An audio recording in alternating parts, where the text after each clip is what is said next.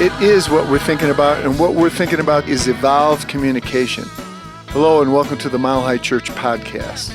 This is the place where we connect and converse to explore communication in our relationships, our social world, inner development, and spirituality. Today, we open our hearts and we get real.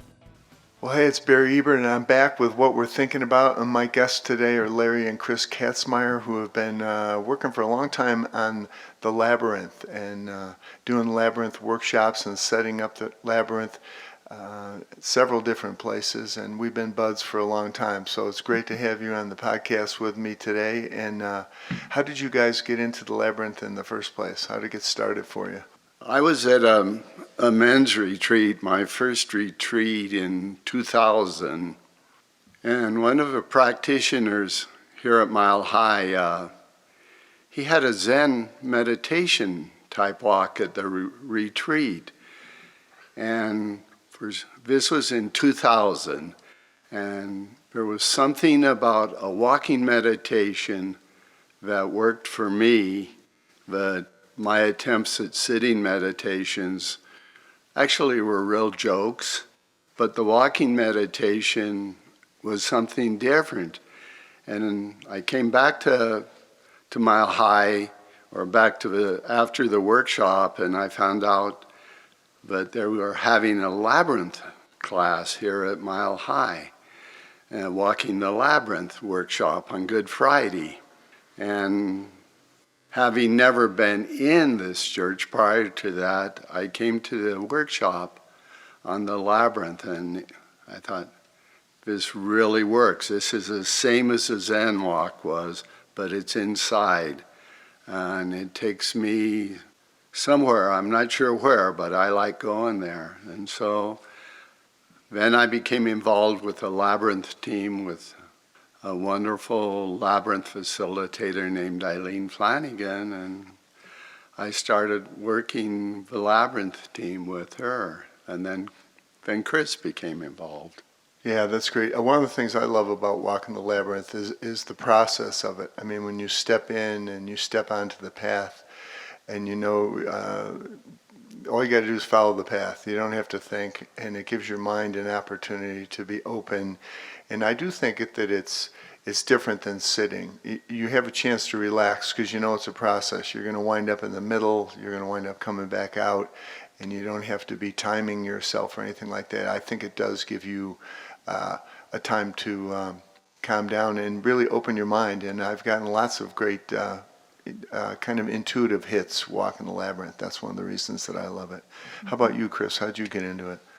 I think intuitive hits really says it for me too. And in the story that Larry just shared, in the time right before he started walking the Labyrinth here, he was diagnosed with cancer. And as all people would be, we were pretty anxious and nervous and crazy.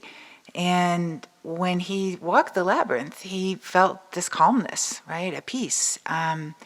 So he encouraged me to walk it. Would you walk it and see? And I was in love in the first step. I loved the design. That was what spoke to me in my heart. But it also calmed me down too. And I was experiencing the calm when the insight started happening too. And so I don't know if that's everybody's experience, but that was my experience. And it's why I always wanted to go back to your point. Is like things can come up and do. And when you walk sacred space, it's, you know, the idea of focusing your energy, you know, into and with the divine, you know, that result becomes much more tangible. More tangible. Mm-hmm. And one of the things I love about it too is I always get that hit of, you know, people have been doing this for hundreds and hundreds of years, and I'm walking on this path like all the people that came before me that were had their situations and their times and their issues. And they stepped onto this path and walked around, you know, and that's one of the things that I love. And I remember when we did a workshop, or you had the Labyrinth out in Asilomar when I was doing the teen program out there, and we walked it with the teens, and they all came over, and it was just such a great thing to see them get into it, and how they all calmed down and really respected it and walked it. And, then we had a great time talking about it afterwards. And I think that there's an opportunity that's ancient, and yet it's modern, because the movement aspect, I think, appeals to people too. That I'm moving. I'm not just sitting. And I think in our culture that's moving so fast, we get to move and slow down a little bit at the same time, which I think is great. I would agree. And you guys have been to the cathedral in Chartres where they had the labyrinth too. So what was that experience like? Well, we've had the great fortune to be there about 6 times now. So I would say that each time it was different. But because it's the great cathedral, and to your point, Barry, that it's ancient, 12th century and all of that you're walking with the ancients, you're walking with history, and at the same time you're in present moment. So it's like holding both, which is interesting and phenomenal. And for me, the Chartres Cathedral just begs ritual. It's all about ritual because it's a ancient church, an old church. So when you kind of walk into the labyrinth, you're kind of doing an ancient procession into the labyrinth. You're walking on limestone that was quarried from a quarry several miles away, and so you're wondering, how the heck did these stones get here? So there's a lot of inquiry going on.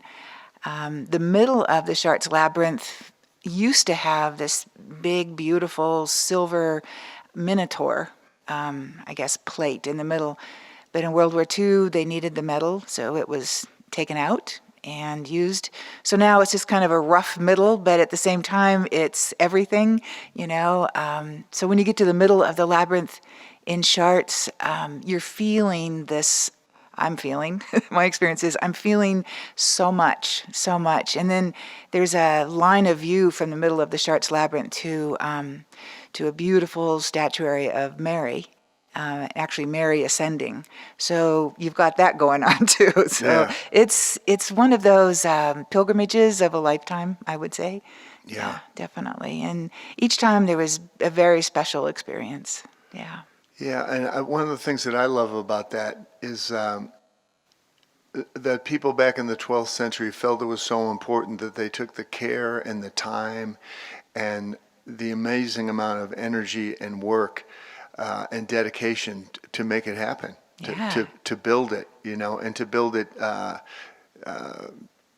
with all that sacred geometry and all that perfection in it, and to have that view of Mary ascending, and just to do all this work to make that experience possible for people to have a sacred experience. And I think every version of the labyrinth we see, like we have this labyrinth now in the out in the grounds at Mile High Church that you can walk, that's right out there, and everyone is a little bit different, but everyone has a connection to all labyrinths. I think that's part of the thing that's amazing too, that the process of walking it, there are people that just get hooked on walking it like you two, and it's a process. You look for them, and everything is connected there in a great way. Yeah.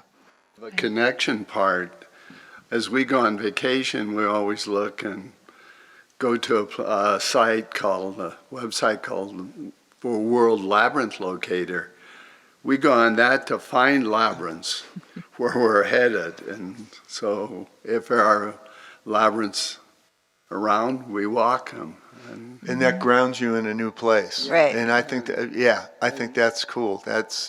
Some people are looking for McDonald's, you're looking for a labyrinth. Yeah, not anything against McDonald's, of course, but No, I get that. It's just landmarks. But I think that, I think that thing that there are so many of them around in different places, and the place where we do our meditation retreats, there's a labyrinth there, and people go to that labyrinth. That's part of the process too. And I think it's once you've done it a few times, I think you get hooked on it, because it.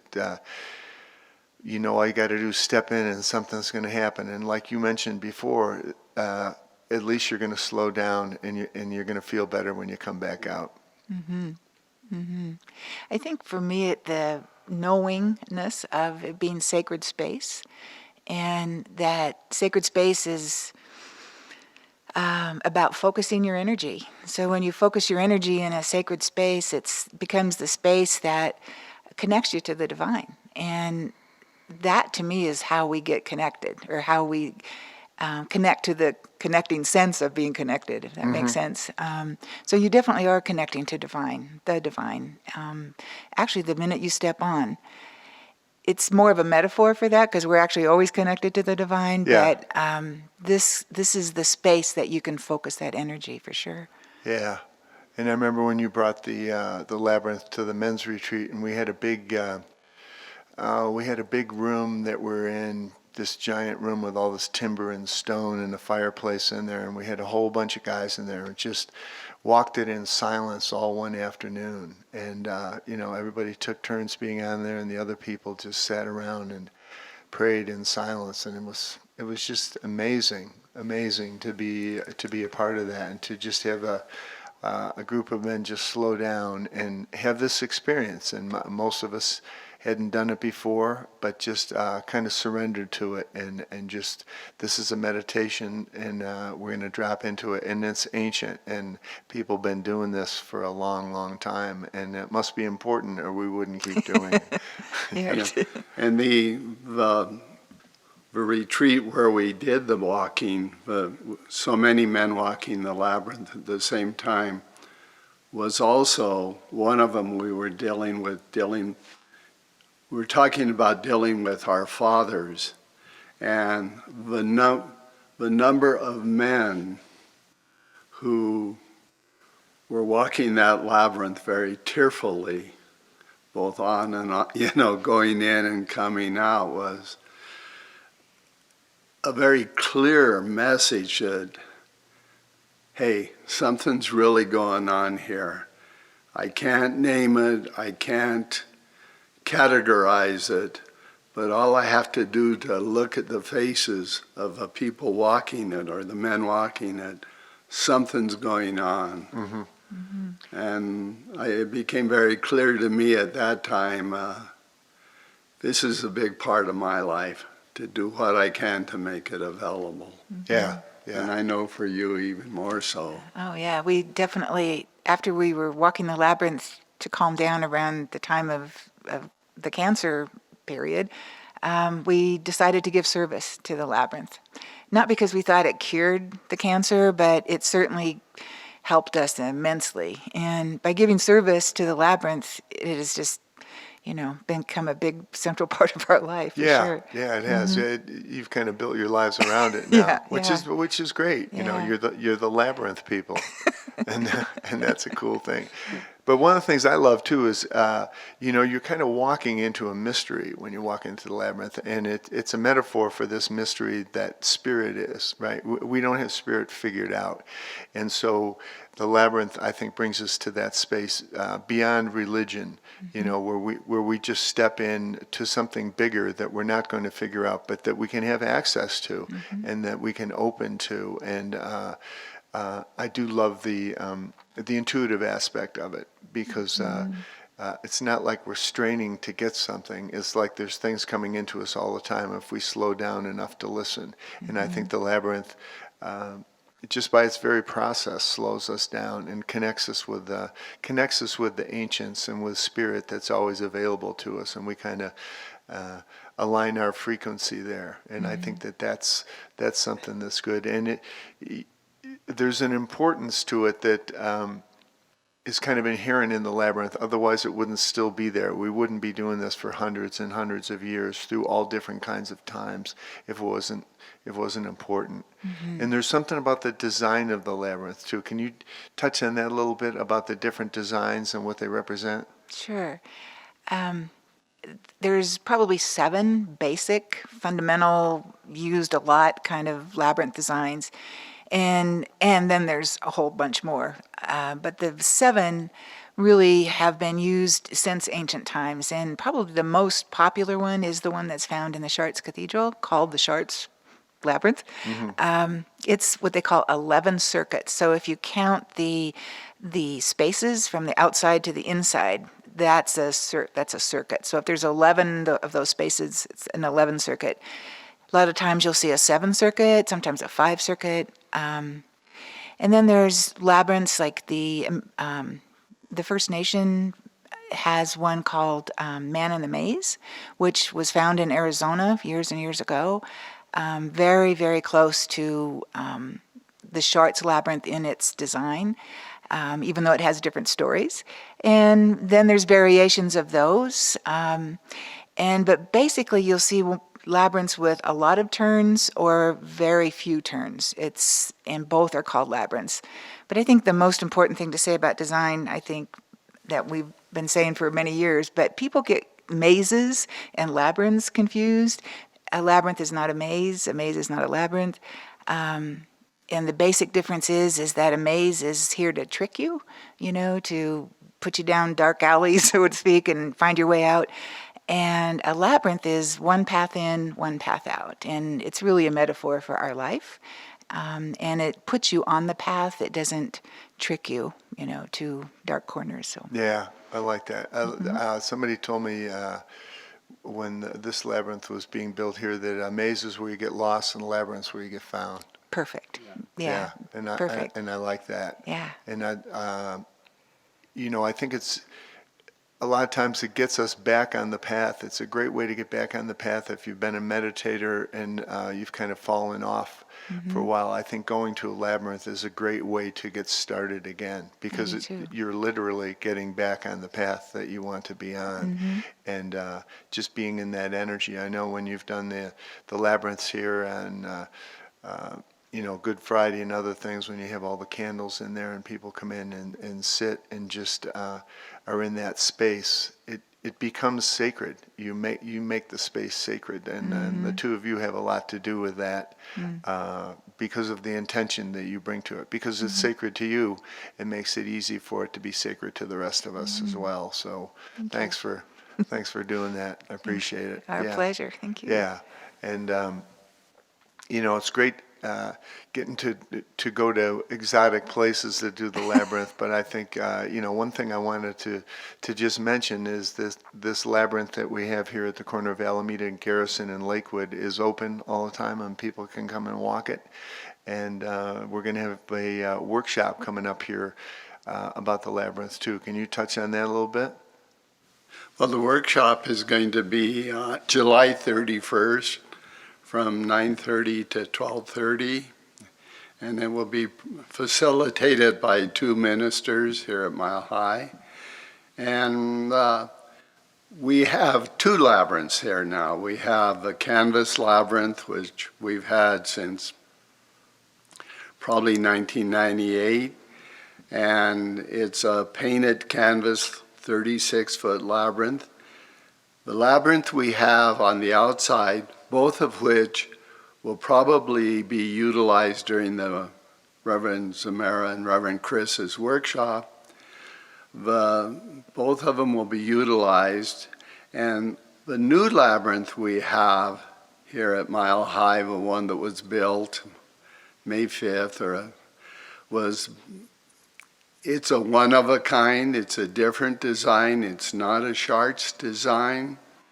But it was chosen by 3 of us who work with the Legacy Labyrinth Project, and Dr. Patty, Reverend Josh, and Todd from facilities here.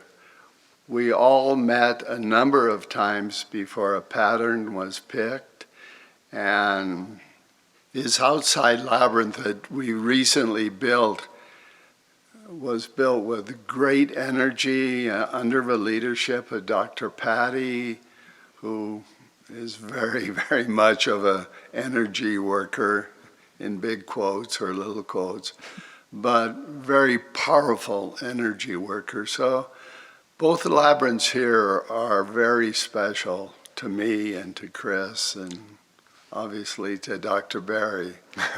But we're we're very proud to be able to offer of them, and to be of service in that way is very, very cool. Yeah. Well, I appreciate you guys doing all your work with this, and it's exciting that we have one here now. It is, because it's something that we've talked about for a long time, and to set the intention and then get it done, and to see people walking in is great. So thank you for being a part of that. And Chris, would you be willing to lead us in a little process here to close this out? Certainly. Yeah. Thank you. This is what's called a brain-heart meditation. We'll do it for just about 5 minutes, and it's a meditation that we've been using before we enter the labyrinth. And just tiny brief history of this. If you're familiar with the Heart Math Institute, this is from the Heart Math Institute, and there's been tons of research on this particular meditation. And the primary purpose for it is to bring your heart into energetic coherence, meaning from maybe a frazzled place or a chaotic place to a very centered place. And when you enter a labyrinth with your heart or from your heart, what's happening generally, is that you walk a labyrinth with less expectation. And that really is one of the best ways. That's to allow the divine or the energy of the space and of yourself to not be thinking so much, but then just to go into that intuitive place of your heart. So this meditation is designed to bring us there. So just to begin, go ahead and just put your feet flat on the floor or wherever you are. You can also do this lying down. And just for a few moments, just bring yourself into your heart. So what that means is just your awareness is just right there on your heart.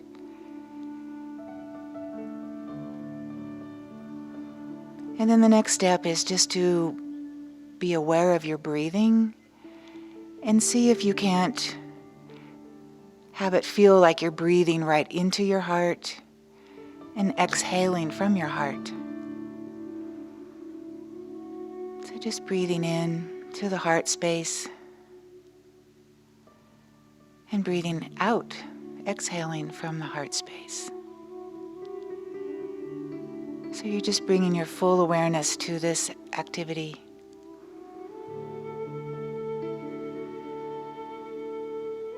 And just breathing in and exhaling from the heart.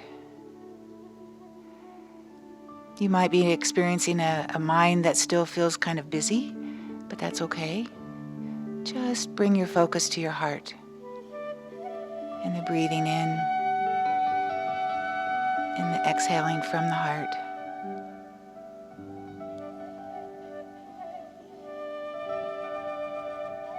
And if you experience your breathing slowing down, that's good. And if you don't, that's fine too. So just breathing into the heart space, inhaling in, and exhaling from the heart space. And if you feel like putting your hand on your heart, that can sometimes feel good. But just continuing to breathe into the heart space and exhaling from the heart space.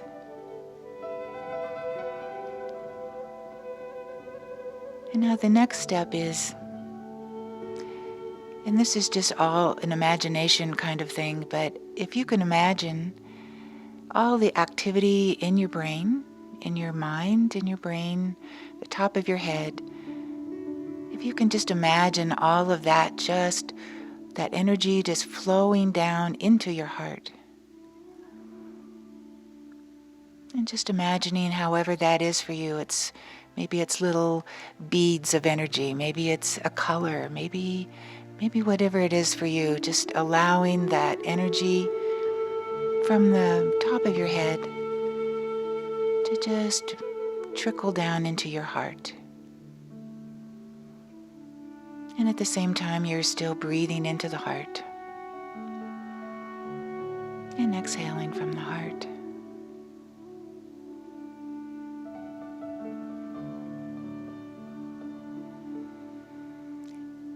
And it may be possible that you are feeling a warmth in the heart area. You might be feeling an expanded energy from the heart, or you might not be feeling anything there, and that's all good. All of it is good. But just knowing that wherever you place your awareness, it expands, which is a basic physics for everything. And then this meditation, when you're breathing into the heart with awareness, with consciousness, you're allowing that heart to expand. So just a few more moments of breathing into your heart and exhaling from the heart.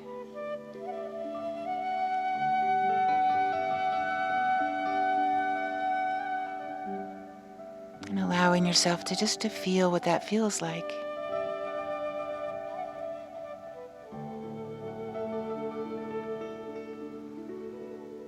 A lot of times you'll hear the expression dropping into your heart, and this is one way to do that.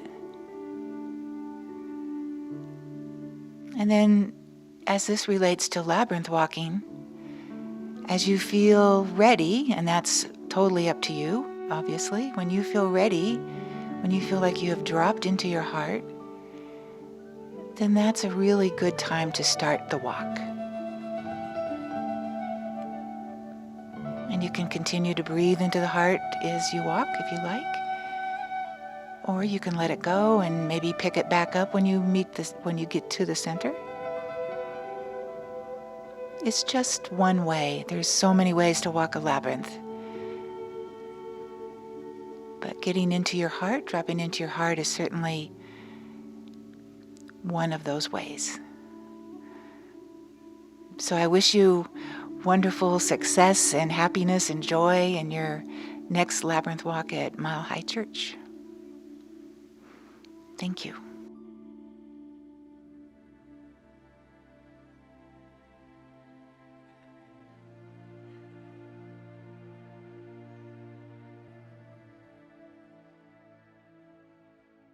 Thank you, Chris. It was beautiful. So again, thank both of you for being here today and talking about something that you really love. And thank you for all the service that you do too. So that's it for what we're thinking about today. Join us again soon, and we'll keep on going. See you soon.